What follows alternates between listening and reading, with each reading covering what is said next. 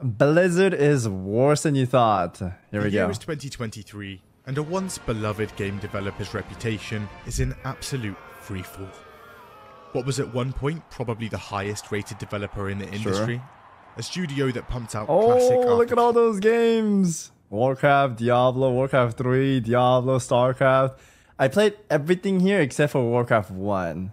Warcraft 2 I played a lot because my brother had. Starcraft, Diablo. I lived on all of these games before WoW. Classic has now become the home of incomprehensible horror. Corporate greed, broken promises, botched releases, stolen breast milk. This is the story Breast milk, of dude. Blizzard Entertainment. That one's still hard for me to believe, chat. You think they really stole breast milk? The year is 1991, and three guys have just graduated from the University of California. Alan Adham, Michael Morhaime, and Frank Pierce. They get together to create a game development studio in Irvine called Silicon and Synapse. The name is deeply philosophical and well thought out, with Silicon representing the building block of a computer, and Synapse the building block of a brain. Okay.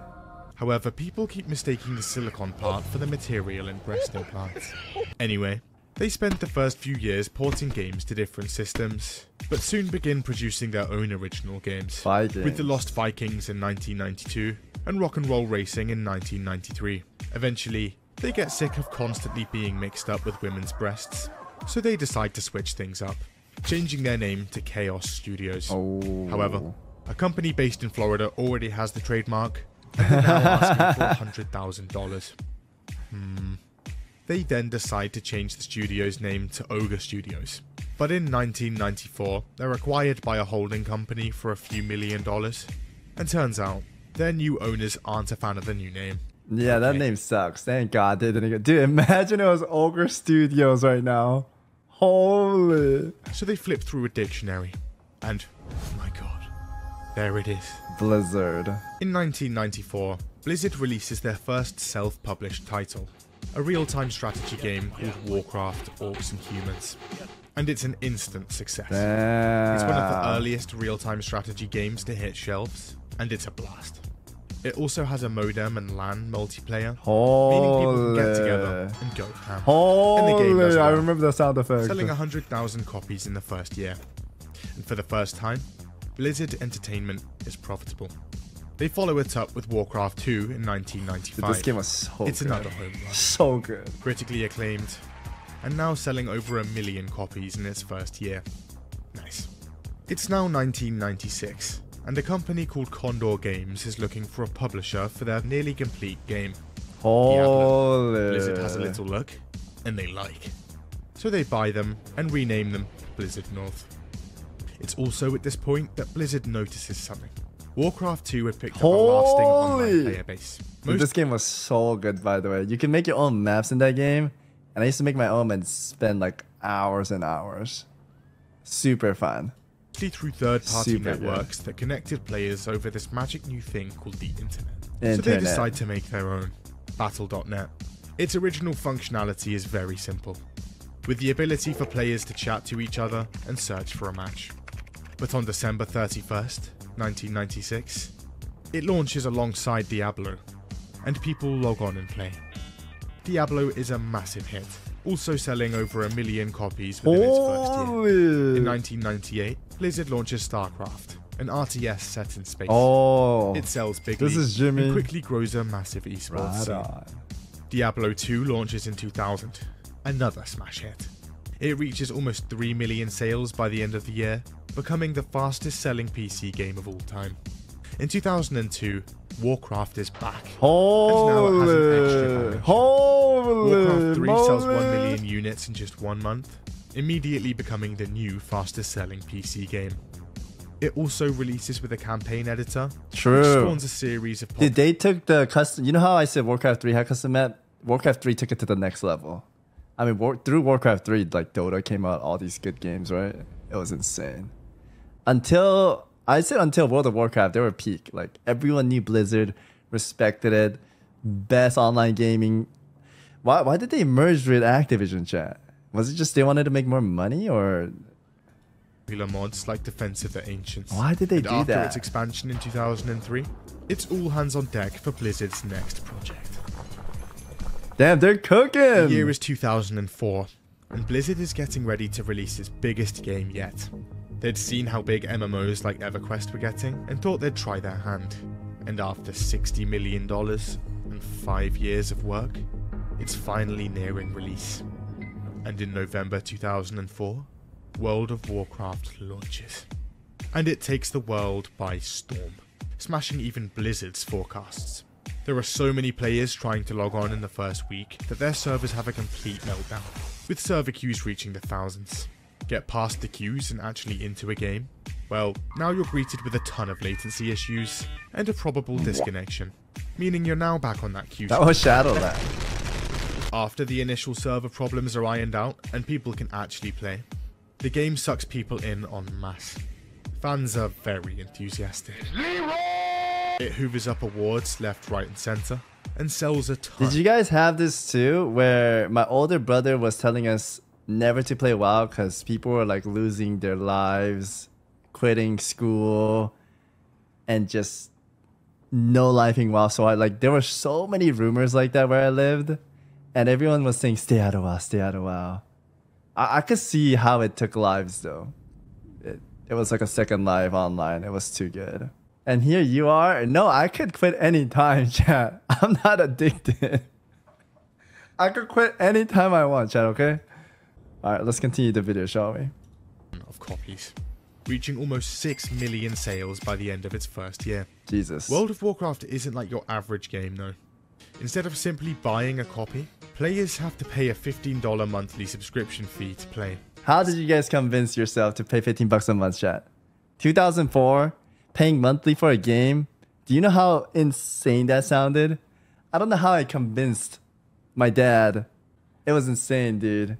I got like 1 month, and then later on I had to have my friend Chase buy me those game cards. I didn't know those existed, but once I found that, I was like, yes. Because paying monthly, yeah, your parents could not understand that.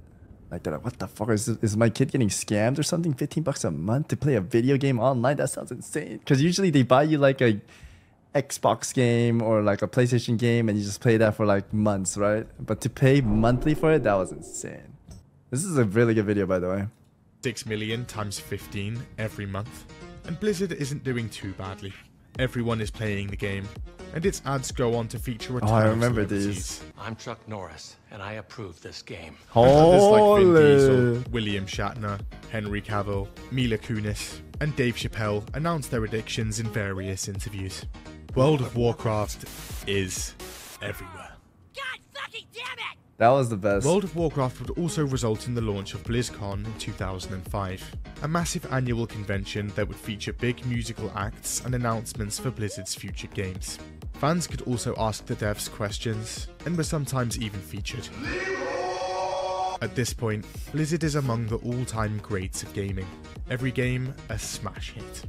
They could do no wrong. What happened? What happened, But chat? first, flying a plane is easy. Just get in, flip a few switches, and you're off. Oh my god. Yo, whoa, why are they so Thunder, close it's to the even building? easier and a ton of fun. Oh, Jump shit, into I intense love PvP that takes you from the tanks. ground to the sea, all the way to the skies. In fact, War Thunder is the most comprehensive This looks vehicle fun. combat game I'll of try all it. time. Just look at all those things. There's more than 2,000 of them. Someone that likes the small and agile, or a fan of the more voluptuous? Well, War Thunder has something for War everyone. Thunder. The game is deep indeed, with a dynamic damage system that damages individual components, and a huge customization system. Wow. Hundreds of camos, Holy historical moly. emblems, and over a Pickle. century of vehicles to pick from. And their models, painstakingly detailed to 100% accuracy, which you can enjoy in gorgeous 4K graphics. And you can play on Xbox, PlayStation, and PC for free. Wow. Fancy a large for bonus pack free. with all this stuff? Just sign up through the link in the Oh, description. I'll do this or the right pinned after comments this. below.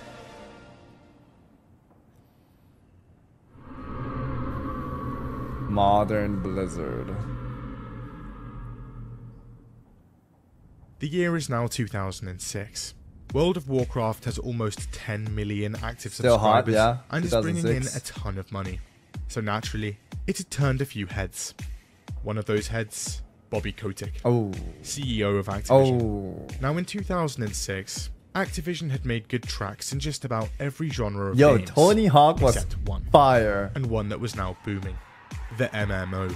With Warcraft currently bringing in over $1 billion a year in subscriptions alone, he's interested.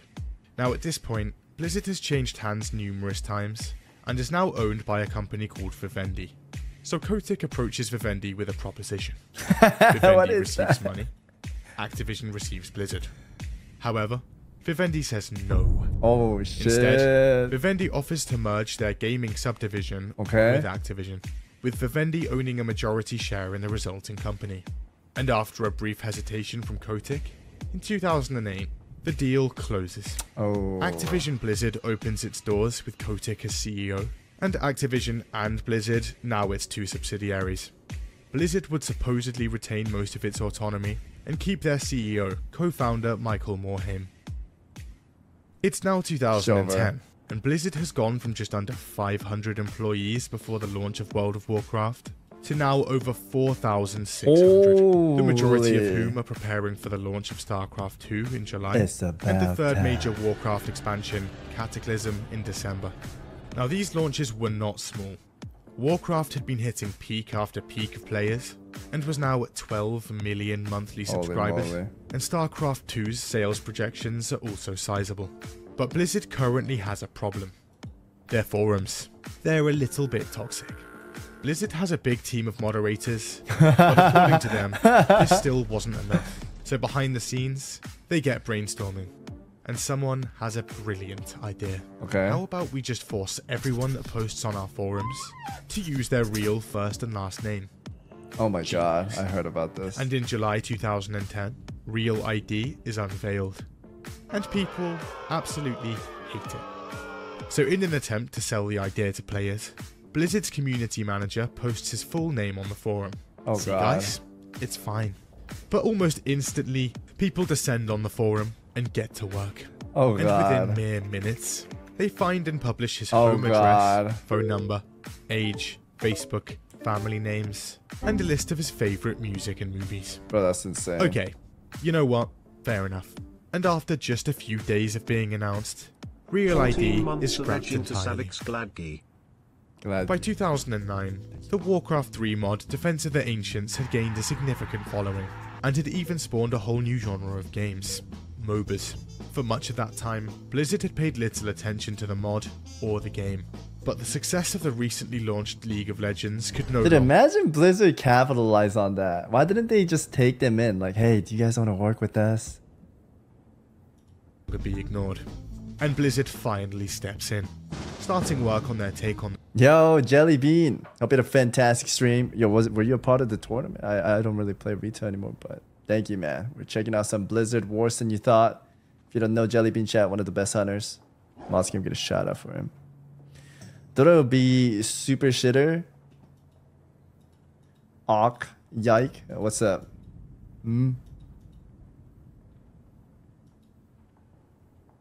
What's awkward? Drama. Well, Echo just won. Oh, arena tournament. There was some big drama with the move. Oh, dude, my bad. I didn't know.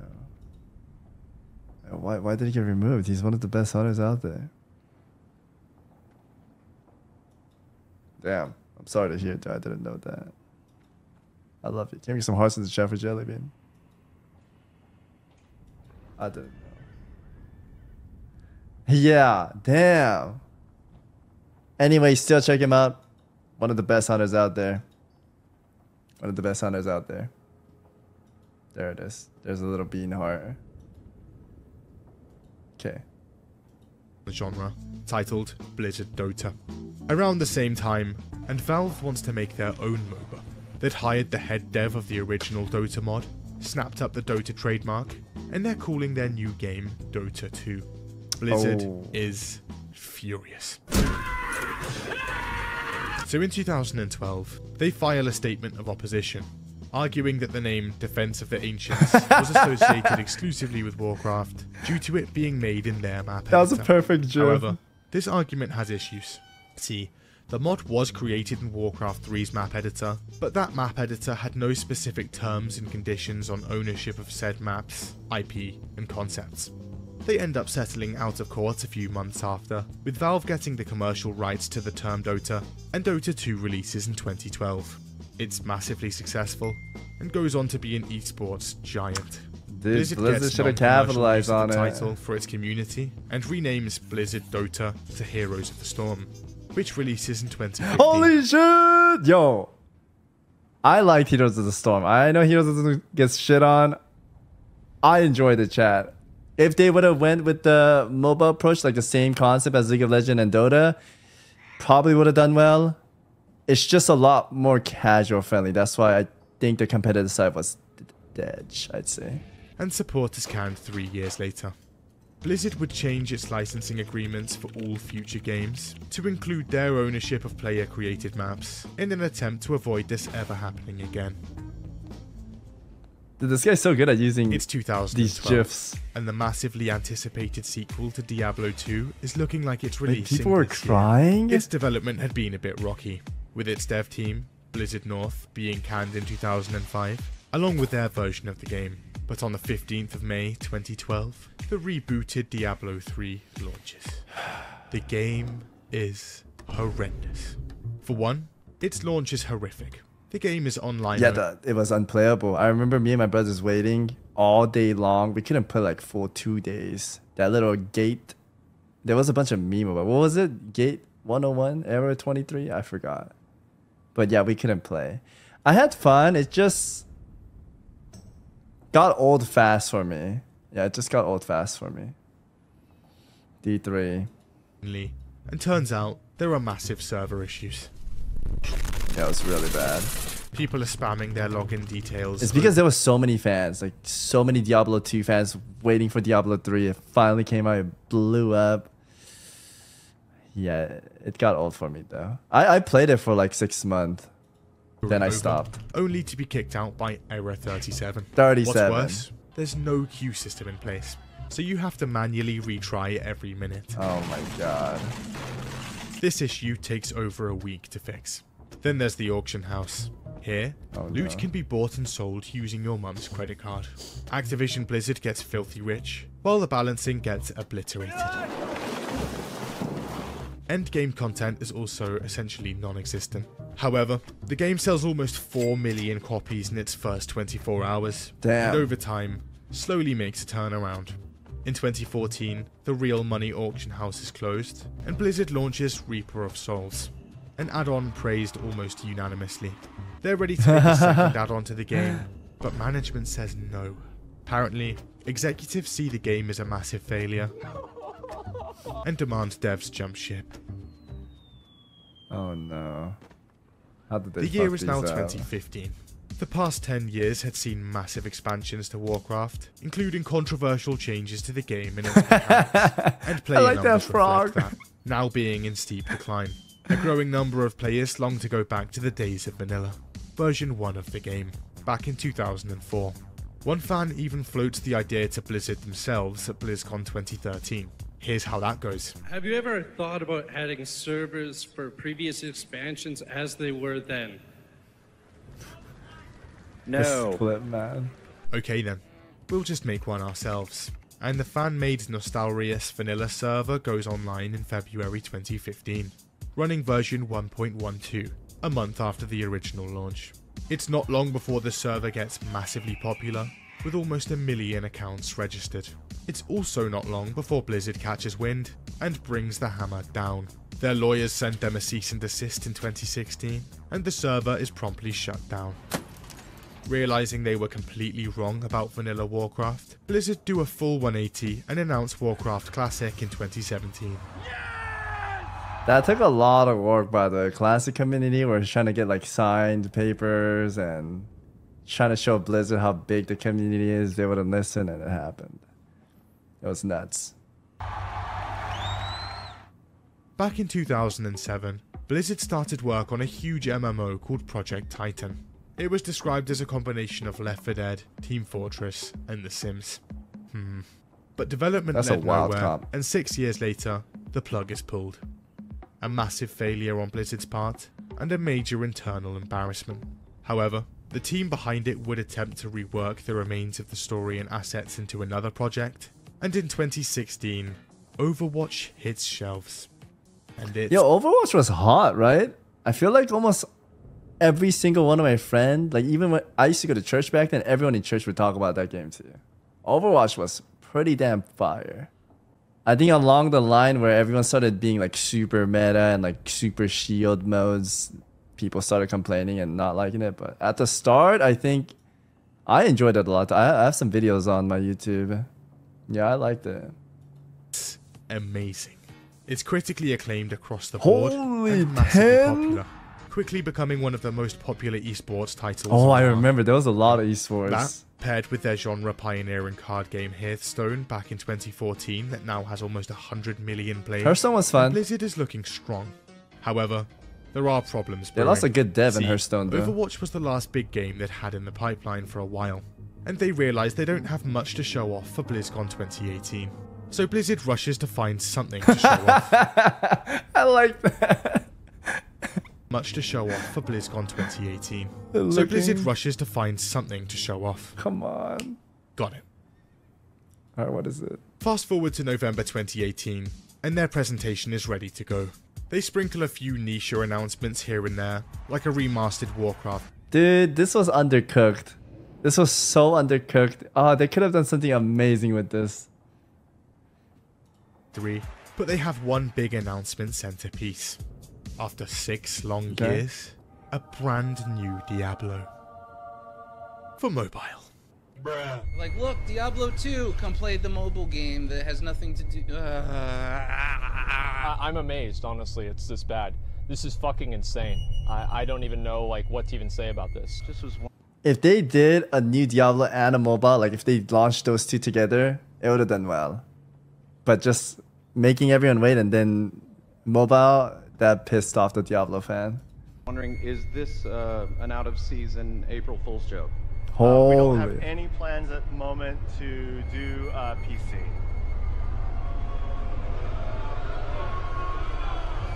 Do you guys not have phones? Yeah, you guys all have phones. The game eventually launches. Do you not have phone? It's bad. Firstly, it's not even developed by Blizzard, but their Chinese partner NetEase. Oh no. And turns out, it's monetized to the tits. It costs over $500,000 to max out a single character, and becomes the worst rated game ever on Metacritic. I like this Breaking Bad series. By 2018, fans are noticing something. Activision Blizzard had been creeping, and Blizzard was changing. See, back in 2013, Actiblizzard had bought back the remaining Vivendi shares for about $7 billion, meaning they, and by extension, Bobby Kotick, now had complete control of both Activision and Blizzard. Fast forward to 2018, and this creeping had only got worse. Because of the slowdown in game releases, Blizzard's revenues are taking an absolute nosedive. So Actiblizzard steps in. It pushes the company to cut costs, and gets them to produce games at a faster pace, with Kotick apparently installing his own executives within Blizzard to ensure that happens. Apparently, tired of Actiblizzard's meddling, Blizzard co-founder Mike Morhaime steps down as president and CEO, and leaves the company after 27 years of work. He's succeeded by Warcraft's executive producer, J. Allen Brack. This guy. And by the way, you don't want to do that either. You think you do, but you don't. And as soon as this happens, we accelerate. The company immediately prioritizes cutting costs, and the Heroes of the Storm's development team is outright annihilated. Its esports league is also scrapped right before its 2019 season.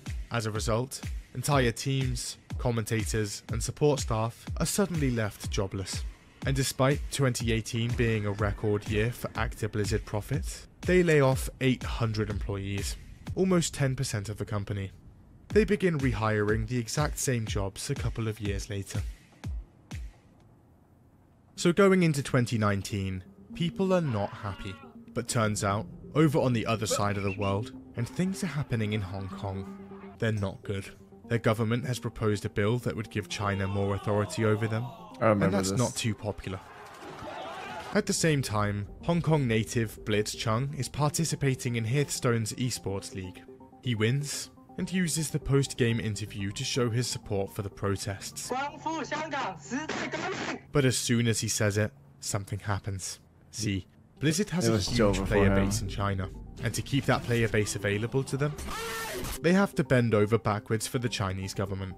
So when this happens, they go scorched earth. They take the livestream down seconds after he says it, slap him with a year-long ban, and even confiscate his prize money.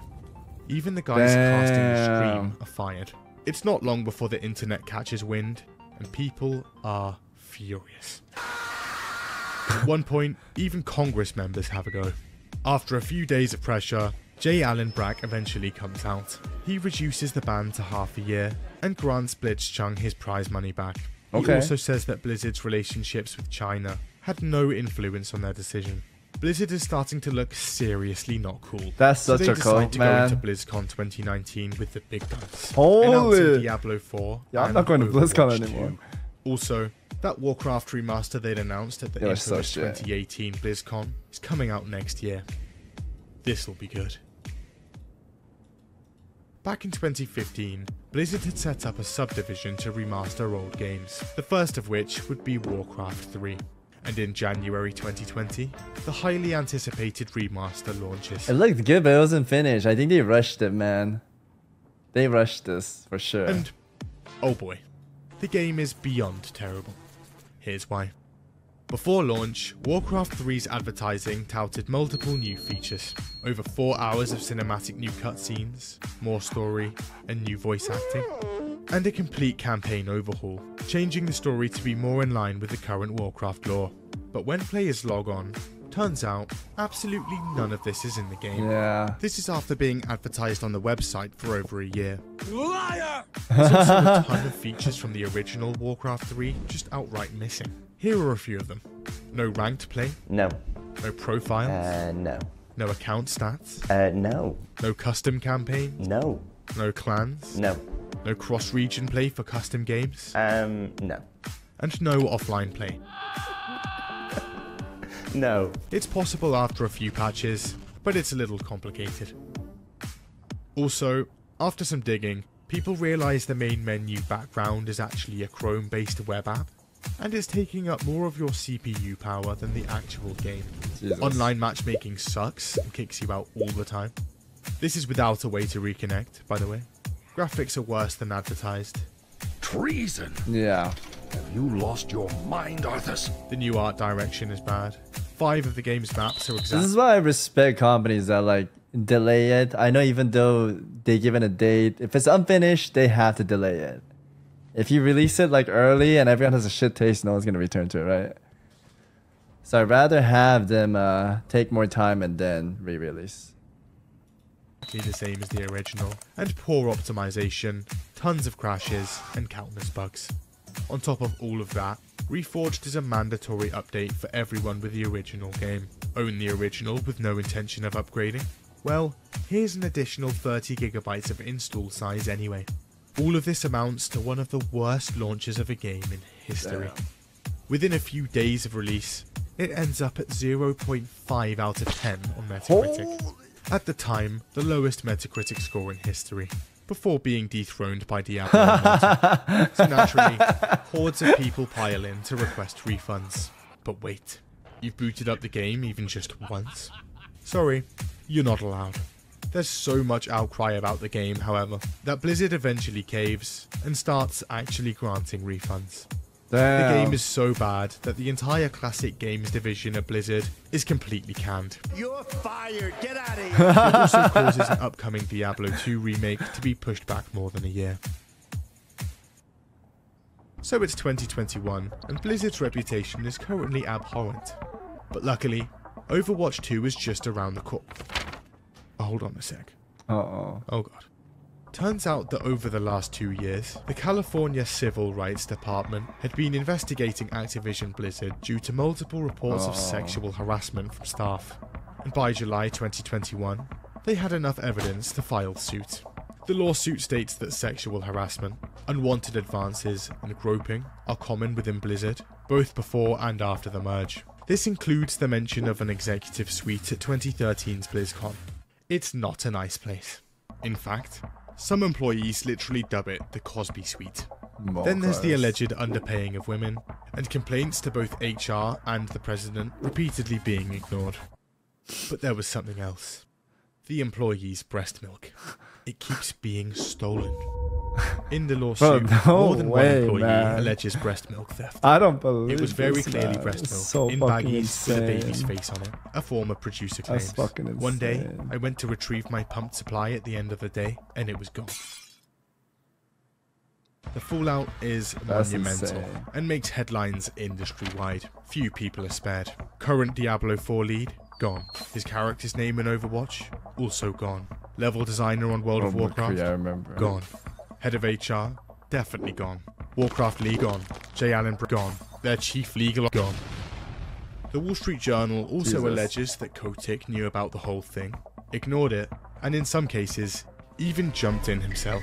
He denies most of the allegations. I did not. But eventually apologizes for a one-time instance where he left a voicemail threatening to have his assistant killed. Holy shit. That's all fine then. Water under the bridge. Sponsors like T-Mobile, Coca-Cola, Kellogg, IBM and Pringles also all jump ship from the Overwatch Esports League. And Activision Blizzard is hit with a class action lawsuit on behalf of its shareholders. Dude, why is this video so good? The uses of these clips are so good. Overall, the situation's not looking great. Activision Blizzard denies most of the claims, and in June 2022, they investigate themselves and find no wrongdoing. Holy shit, so good. I think Jeff Kaplan left because Overwatch 2 wasn't promising what he had in mind. I think that's why he left. He was a good dev too. I liked him a lot. The immediate reaction to Overwatch 2's announcement was one of confusion. Overwatch 1 was a monetized game with a thriving player base and regular updates. The kind of game that doesn't need a sequel. So this was a strange move.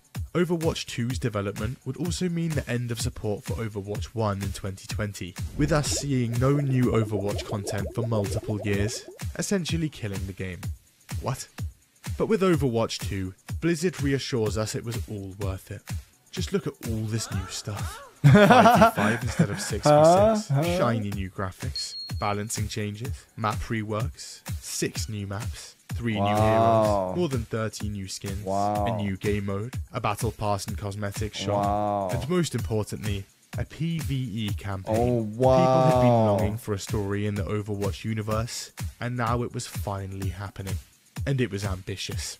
Blizzard shows off a full campaign, along with hero missions, talents, and massive skill trees unique to each hero. Holy, I remember Hundreds of this. missions at launch, they announce. A truly replayable campaign.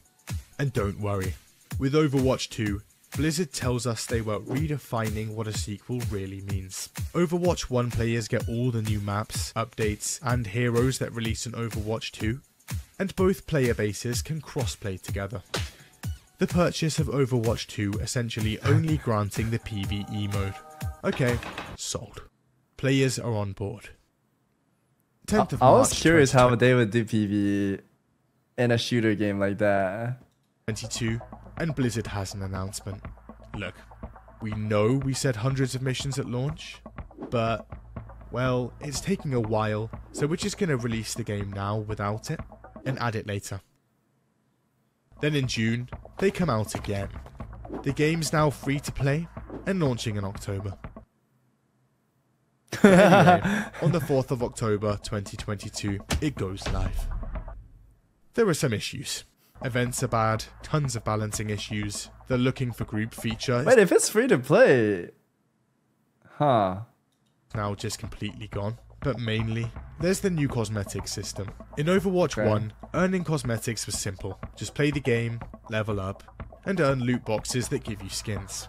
You could pay for them, but that was completely optional. In Overwatch 2, things are different. Blizzard has now slapped on a seasonal battle pass system, where the bulk of cosmetics would now be unlocked. There's also a rotating store, and the prices there aren't great. You can unlock skins for free through the challenge system, but there's a problem. It takes about 8 months to get one. A simple character recolor takes almost 4 weeks. All of this means that it will take you around 327 years to get all the stuff you could get relatively quickly for free in Overwatch 1. Better get playing. Also, there's now a new hero every other season, and they'd be locked behind the later levels of the season pass. Your options are, spend every minute of your life grinding for them, or pay up. Give me money. In Overwatch 1, they were unlocked straight away. Fans don't take kindly to these changes, but then in May 2023, Blizzard comes out again. So, that PvP hero campaign that we've been advertising, and was pretty much the sole reason we made the sequel in the first place, pretty much completely scrapped. No more talent trees or hero missions. Instead, we're just gonna pepper some PvE missions around every few seasons. This was essentially the entire selling point for the sequel. Some of the remaining story content is still planned, with its first release on August 10th, but when it finally releases, it's only 3 missions. Blizzard is saying the game won't be getting any more story missions until at least 2024.